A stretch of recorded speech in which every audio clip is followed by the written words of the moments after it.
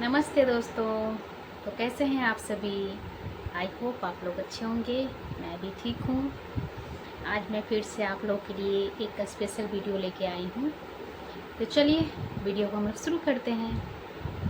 तो अभी जो ये महीना चल रहा है, सावन का महीना, सबसे ही पावन महीना चल रहा है, जिसमें भगवान शिव जी की पूजा की जाती है। तो ये जो महीना है भगवान शिव जी को समर्पित है। और बात करें तो इस महीने में लाखों श्रद्धालु, जितने भी भक्त हैं भगवान शिव जी के, ये जो सावन का जो पावन महीना है, इसमें लाखों श्रद्धालु लोग पूजा पाठ करते हैं, महादेव जी के मतलब जल अभिषेक करते हैं। बहुत तरीके का पूजा होता है महादेव का, रुद्राभिषेक हो गया आपका। और ये जो महीना है ना, इस महीने में आप जितना भी पूजा पाठ करोगे, जितने भी भगवान जी का मतलब जाप करोगे, ओम नमः शिवाय का जाप कीजिएगा और पूजा करिएगा, तो बहुत ही अच्छा होता है।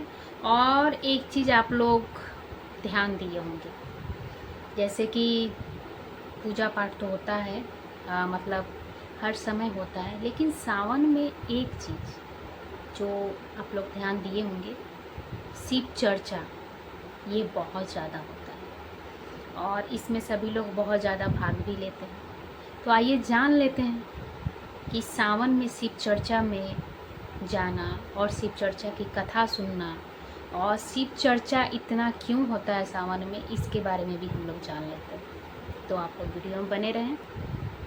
तो हमारे हिंदू परंपरा में ये माना जाता है कि जब भगवान शिव की पूजा होती है और उनकी हम लोग कथा सुनते हैं, और जितने भी भक्त हैं सभी को हम लोग कथा सुनाते हैं, तो वो कथा सुनना बहुत ही शुभ माना जाता है। और जब हम लोग शिव चर्चा में जाते हैं तो उस मतलब जितने भी शिव चर्चा की जो हम लोग कहानी सुनते हैं, तो उसको सुनना ही नहीं, बल्कि जो भगवान शिव की जितने भी गुण हैं और उनके जो आदर्श हैं, हम लोगों को अपने जीवन में अपनाने का प्रयास करना चाहिए। तो भगवान शिव जी को तो भोलेनाथ भी कहा जाता है। वो करुणामय है, वो क्षमामय है, मतलब उनकी जो एक जो कहा जाए वो बहुत ही भोले हैं। तो हम लोगों को उनकी कहानी जो शिव चर्चा में सुनाई जाती है, तो उसको अपनाने का प्रयास करना चाहिए,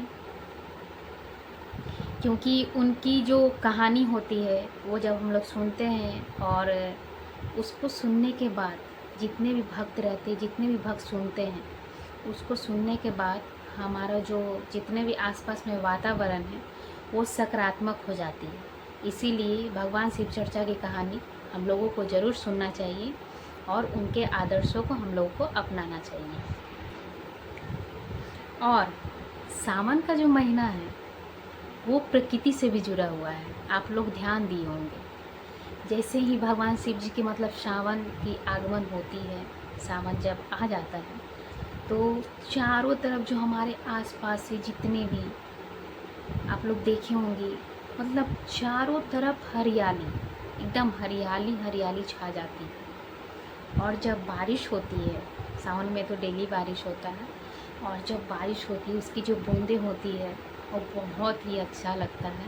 मतलब चारों तरफ देखने से ऐसा महसूस होता है मन में कि हाँ, सावन है और एक नया जीवन जो होता है देखने को मिलता है। तो ये जो सावन का पावन महीना है, इसमें कई भक्त लोग हैं, जैसे कई श्रद्धालु हैं जो मानते हैं कि सावन में शिव चर्चा में भाग लेना और उसकी कहानी सुनना, इससे जो मन को बहुत शांति मिलती है। और हमारे आसपास का जो वातावरण, जैसे हमारा मन ही है, मन का जो एक विचार है ना, वो एकदम सकारात्मक हो जाती है। तो शिव चर्चा में भाग लीजिए और शिव के स्मरण करिए, उससे मन को और शांति मिलेगी।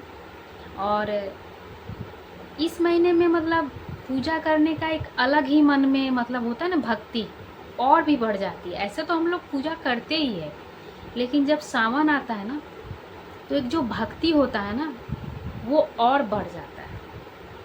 तो सावन का महीना तो बहुत ही पावन है।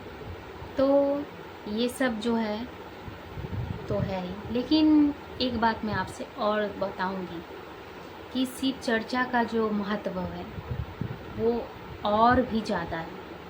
तो कैसे? शिव चर्चा का एक महत्व और है कि जैसे जैसे हम लोग शिव चर्चा करते हैं, सभी परिवार मिलते हैं, ठीक है, घर में जितने भी फैमिली है बैठ के हम लोग शिव चर्चा करते हैं, और जो भी हमारे अगल बगल में समाज है सभी को बुलाते हैं।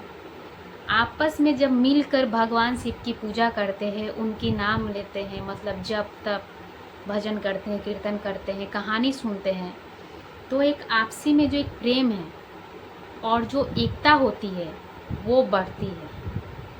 तो भगवान शिव हमें ये भी सिखाते हैं कि आपस में मिलकर रहना चाहिए प्रेम भाव से, और हम लोगों को चाहे कोई भी हो क्रोध पर तो नियंत्रण रखना ही चाहिए, और जितना हो सके हम मतलब हमसे जितना हो सके सभी का मदद करें। तो हमें सबकी मदद भी करना चाहिए। और आते हैं सावन में, आप लोग को पता है सोमवार की जो व्रत होती है सभी लोग करते हैं। ज़रूरी नहीं है कि मतलब लेडीज़ भी करते हैं, जेंट्स भी करते हैं, मतलब ये जो व्रत है सभी लोग कर सकते हैं, लड़का लड़की मतलब शादीशुदा लोग, मतलब जितने भी हैं सभी लोग कर सकते हैं। तो सावन में जो सोमवार का व्रत होता है उसमें शिवलिंग पर जल चढ़ाएं, बेलपत्र चढ़ाएं, भगवान का सबसे प्रिय जो फूल होता है आपका अपराजिता का फूल होता है, गुलाब फूल, मतलब बहुत कुछ, और बेल पत्र और धतूरा अकवन, ये सब तो उनको बहुत ही ज़्यादा प्रिय है, तो ये सब तो ज़रूर चढ़ाएं। और ओम नमः शिवाय का जाप करें आप लोग, ज़्यादा से ज़्यादा मतलब जाप करें, पूजा पाठ करें, इससे आपको मन को शांति मिलेगी।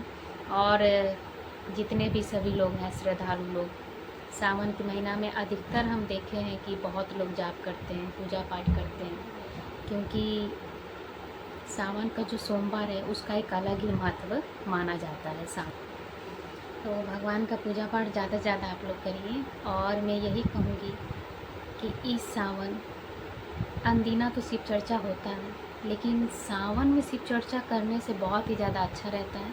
तो मैं यही कहूँगी आप सभी से कि जितना हो सके सभी लोग सावन में शिव चर्चा कराएं, और अगर नहीं करा पा रहे हैं तो आसपास में हो रहा तो वहाँ जाएं, शिव चर्चा में भाग ले, कहानी सुने, भगवान शिव की जितने भी करुणा, मतलब बहुत कहानी है भगवान शिव जी का, मतलब अपरंपार है वो, उनकी कथाएं, उनकी कहानी आप लोग सुने, और उनकी जो आदर्श है उसको आप लोग अपनाएं।